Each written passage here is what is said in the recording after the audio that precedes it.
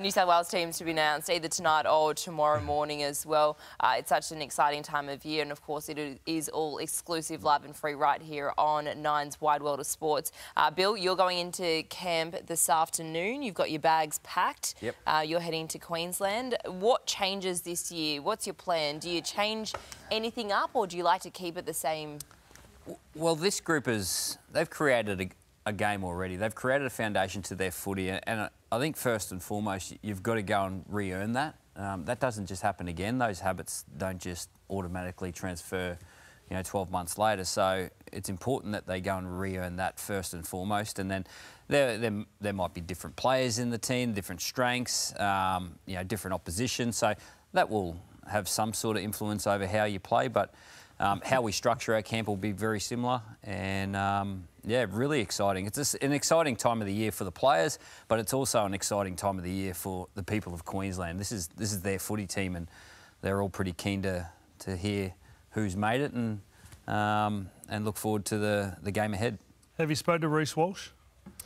I haven't spoke to Reece in the last week or two. I'm in constant... Did you know he was going to miss Magic Round?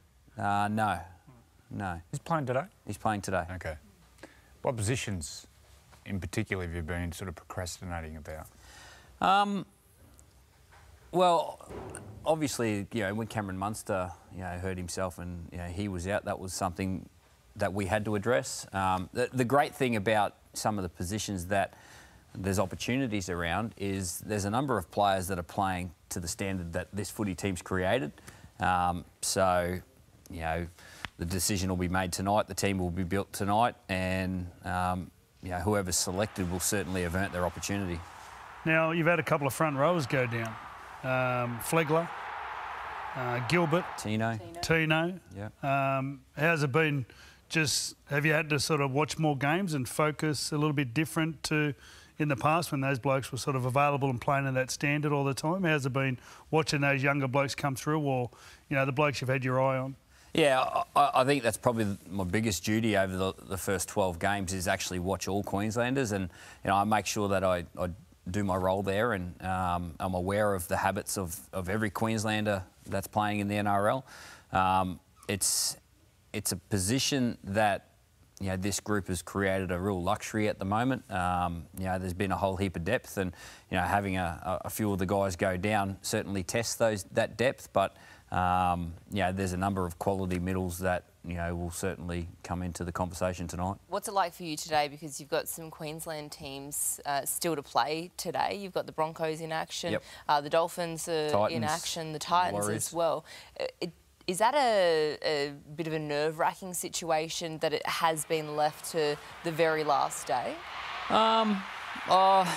It can be if you look at it that way. I'm excited to see the Queensland players play today. I love watching our Queensland players. I love watching, what they do, in and around the football, but also I love seeing what they do away from the football. So it's another opportunity for them to go and perform. And it's one thing that I try and respect is that there are a lot of Queenslanders playing today.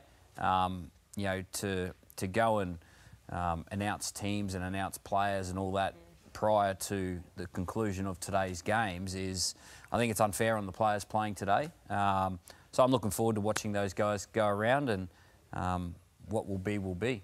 Have you made a decision on who partners DCE, who replaces Cameron Munster? He hasn't picked DCE yet. The decisions are made tonight.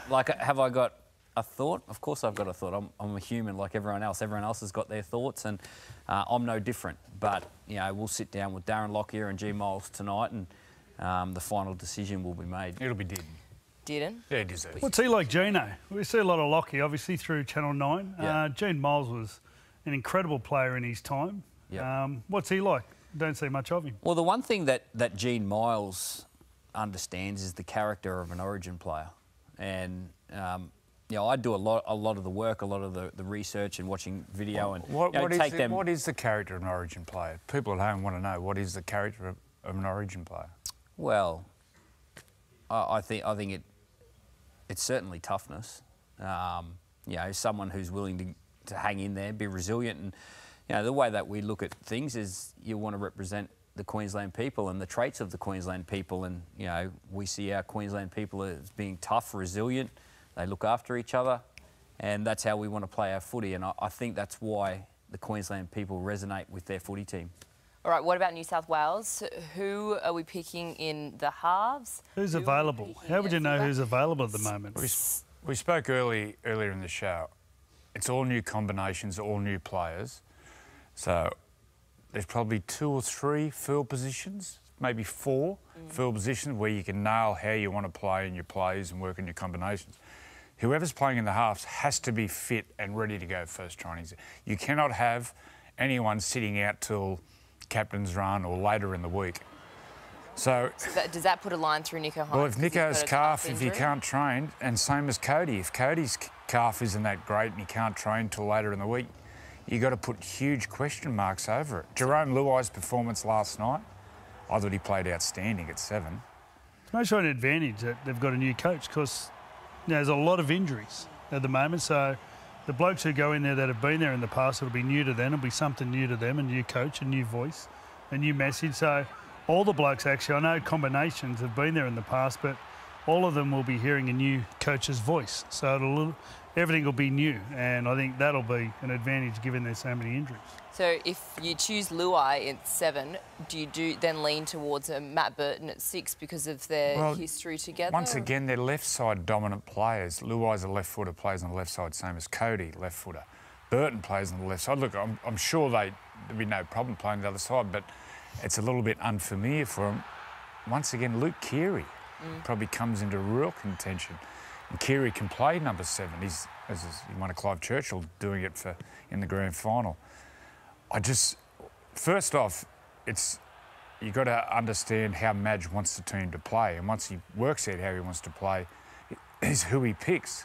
I think the other position is dummy half. Do you go with a rugged Reece Robinson, or do you go with the skill of Appy? And I just really don't know. I have no idea.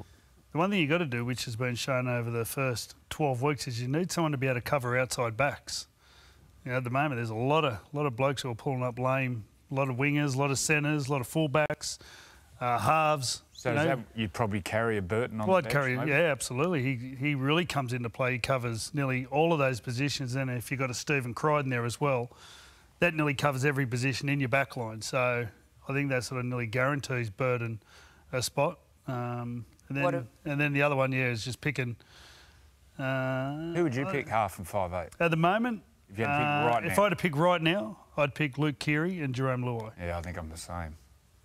Those two. What about Latrell Mitchell? Would you pick? But last week I said Nico and Cody, but like that, Nico come off and Cody didn't play. I'm the king of Cody's fan club, but if his calf's no good and you can't train on Tuesday or Monday, it's unfortunate. Well, I had that last year, and Cody came in, and then he actually did a great job because Cam Murray had a calf injury as well, I think and they'll spend a lot of time. Like, it was the last game, so it's a bit different, the circumstance, because the majority of the team have been together for, sort of, about 6 weeks. But, it's tricky, especially with a new coach, new team. You want to be training a lot together. What makes you say for sure about Latrell? I just think New South Wales needs some serious X factor. My centres in the last couple of weeks have been Stephen Crichton and Katoni Staggs. But I think Latrell's a must. Katoni's out. No, Katoni's okay. He had ribs, but I understand he'd be okay to go. Jesse Ramien was the other one, but this bloke here, I just think he's a must. Last night he looked in a really good headspace, and he's a freak. He can do things which no one else can. And he also, you can put a bit of fear in the opposition because you can't coach against him because he's so unorthodox and he's so freakish. There's some big decisions to be made. Yep. Intriguing.